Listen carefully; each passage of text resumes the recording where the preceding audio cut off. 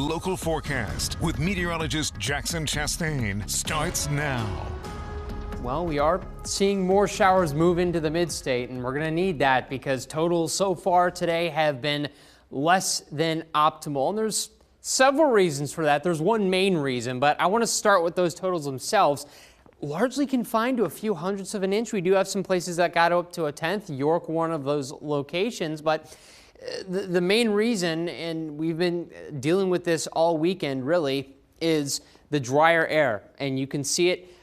This is some of the driest air I've actually seen on the water vapor imagery in a while, but you can see those browns, those yellows, right over Pennsylvania, and that low is just off the coast. And so those shower bands that are moving westward have to kind of fight against this drier air, and it's entraining itself into this activity, and it's making it very, very difficult to get accumulation because a lot of that water is evaporating before it hits the surface. Now, we do have activity beyond just this low, and I'll get to that later on. We have a cold front on the way for Wednesday.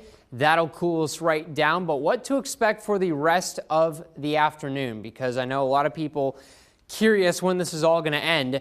Well, it's going to stick around at least through the evening, and there's good evidence that we're probably going to see some training going on with these showers because this low is just not moving very much.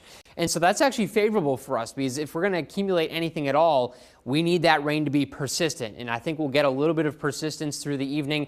We should clear up by about midnight tonight, although for most it'll be much earlier than that.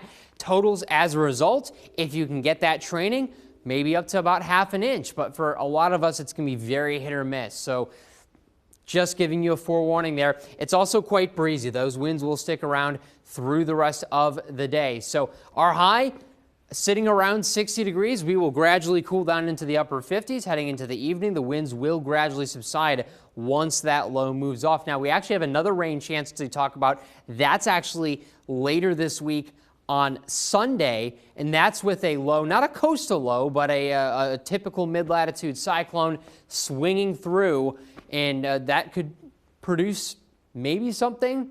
I'm trying not to be overly optimistic because a lot of the rain chances we've seen have not been very fruitful, but it is something to watch out for, and of course we'll have updates for you. But that front Wednesday dropping us down to about 61. We'll see a nice rebound into the mid-70s over the weekend. So some ups and downs, some fluctuations with this forecast. But all in all, James, you know, I'm excited that we're getting the rain. I'm also excited that there's kind of something for everybody in this forecast, some milder days to enjoy. Yeah, and again, the milder temperatures coming on the weekend. So that's also great. Hey, it lines up perfectly for you. Absolutely, and that's all that matters, Jackson. Sure. So I forecasted this all for you. Well, James, I put the request in. I really appreciate it, Jackson. You came through for me again. Stay with us. We'll be right back.